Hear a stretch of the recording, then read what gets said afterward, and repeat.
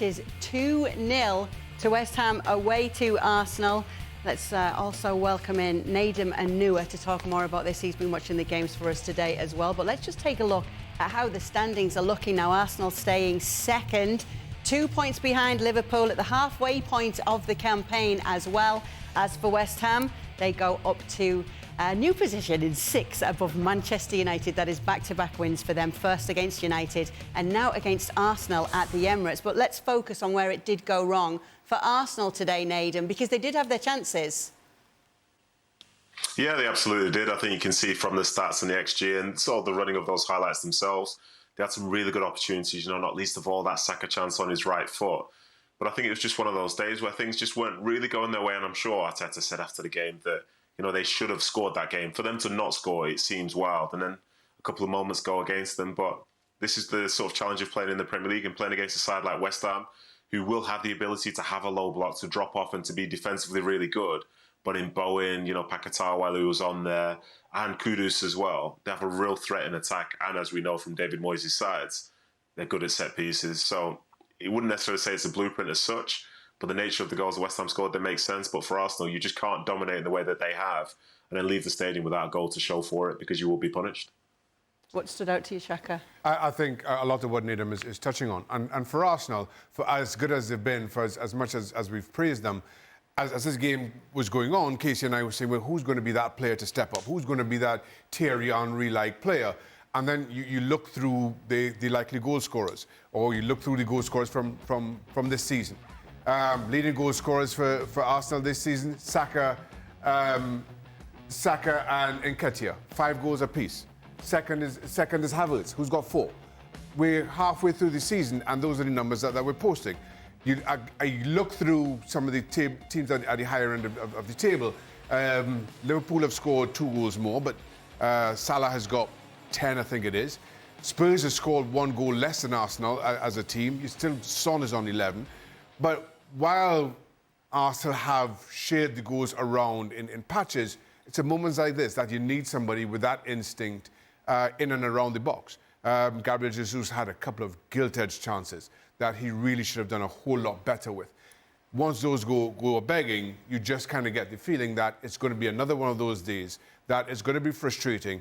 And unless somebody like a Declan Rice pops up in the 93rd, as he did against Luton, you just weren't absolutely certain where Arsenal's goal was going to come from.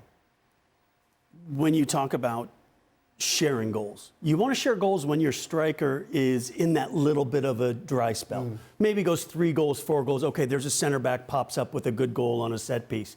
But you still need that consistency throughout the season of that guy you can count on. And I'm just wondering if this is going to be the issue that is going to hold Arsenal back, not having that out-and-out marquee goal scorer that they might need to get them over the top. Is that exactly what they need, Nadim, and new striker?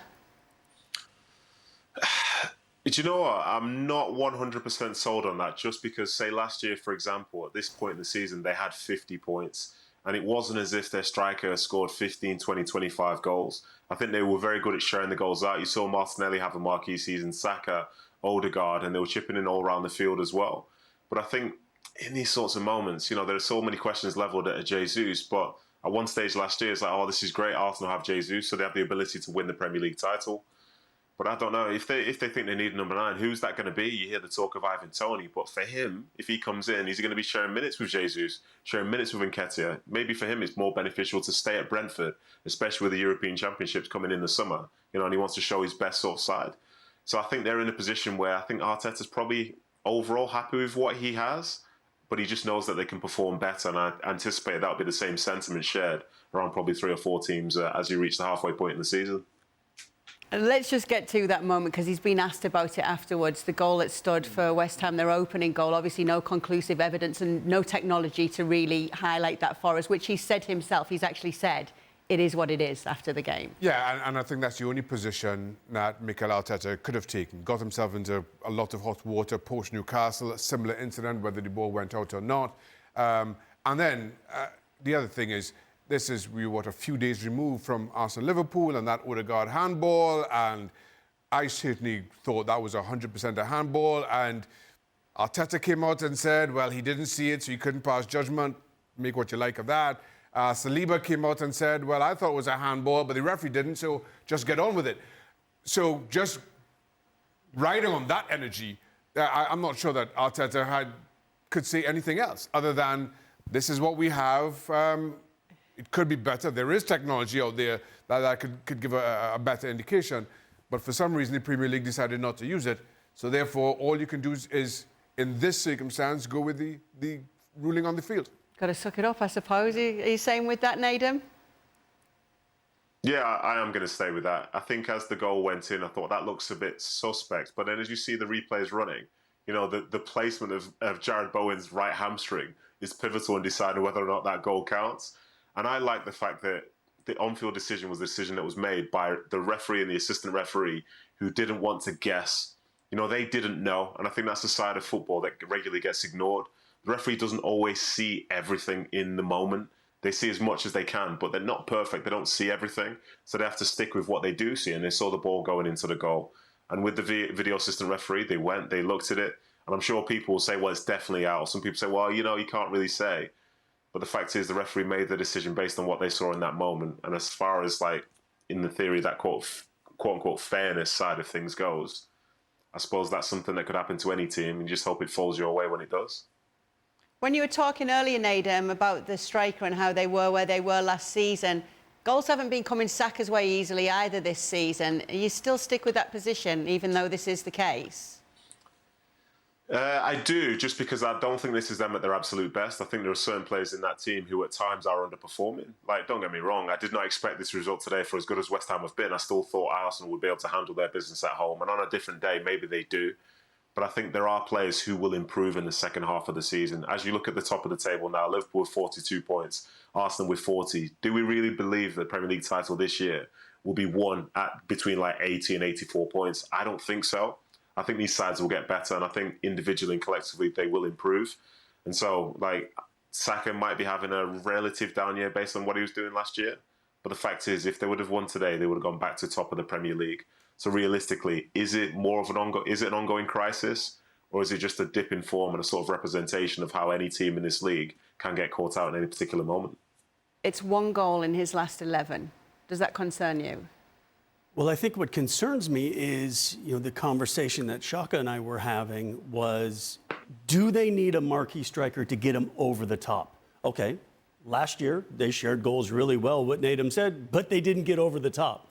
Now this year, once again, they're close, and it could go either way if the group consistently shares the goals well. But when you have a drought from one or two in that group, because you know, none of them are really that 25 goal scorer consistently for periods of a time. So do they need that marquee guy that will then be that difference where you can count on them, where you know year in and year out they're going to get those goals? Arsenal obviously mattered a lot to Mavropanos because he didn't want to celebrate his goal, Nadem. Were you surprised to see that? Do you know what? When I saw him do it, I thought, that's weird. But then that's because I'm not really as much of a football historian as maybe I should be. I didn't realise that he played for them all of those 7 or 8 times, whatever it was. But 7. as is the case, and was sent off in one of those as well. So 6.5? Well, you know, six and a quarter. I'm not really someone. Yeah, I'm not really someone to police people's celebrations or not celebrations. But I think if we were to look at a group of people that might know that he played for Arsenal, they're probably all in the Emirates Stadium. So I think the fact he chose not to celebrate is fine. But I'm sure as he walks off the pitch and gets into that dressing room, he'll very much be celebrating with his current teammates, because what a goal and what a win that was. Yeah, what a win it was. We actually got a great stat, Shaka. For David Moyes, it was his 73rd Premier League away game as a manager against Arsenal, Chelsea, Liverpool and Manchester United. He had won 0 of the previous 72. Today was the day. Today had to be the day. And what a way to get it. But again, jokingly, as we're watching this game, it's about 25 minutes in, I turn to Casey and I say, I can't remember what David Raya's wearing. West Ham really were camped in their own box. But then that should come as absolutely no surprise to anyone. That's how West Ham play. Invite the pressure, hope to break on the counter-attack and get some kind of reward that way. And it worked. And while, yes, for David Moyes, he gets to celebrate his first win against one of those forwards, as you mentioned, it was hard fought. And I thought, while we could talk about Arsenal not being prolific enough in the box and the number of touches they had in the box and the cause, whatever you may want, you can't take away from how resolutely West Ham defended. And I thought they did a very good job of that. And credit to David Moyes for setting his stall out, knowing who his team are, and playing to those strengths. Yeah, we got Casey's opinion yesterday on the title odds. He was obviously on with Craig Burley. We wanted to bring you in on this one today, Naden, because we're just looking at the odds here. It's Liverpool after this result, who are proving to be, with the bookies here, Man City's biggest contenders. Are they? Popular opinion. I actually don't have a clue what I'm talking about, Kay. But I thought Arsenal were going to be the team that would. But then you look at them on a game like today, and like you think, well, where's that come from? How have they managed to lose that game at home? It's a strange one for them. But Liverpool, I think they have the ability to do so. I'll be interested to see how they play when Salah goes away to African Nation. Longer period of time. But City are there, and they've had so many results go their way. Once they have a sniff, they'll be in the mix. But I think as it stands, and I'll probably be wrong again, it's probably City and Liverpool.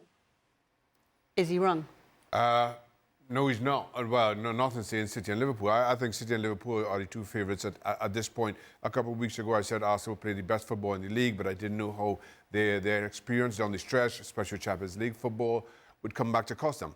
And here's the thing that even I had to kind of check myself on today. For all we've criticised Manchester City, for all the praise we've heaped on Arsenal, Man City win their one game in hand, they're joint with Arsenal. They're 2 points behind Liverpool. So I continue to believe that City are favourites.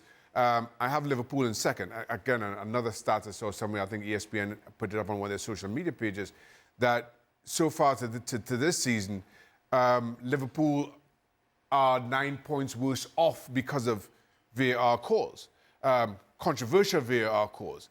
That's a big gap. If we're talking a 9-point swing at this halfway point in the season, take that away from them in the second half of the season, all of a sudden, you know, Liverpool looking at what, 51 points for the second half of the season. That's some going for Liverpool. So right now, I have it as City and Liverpool as first and second, Arsenal trailing in third.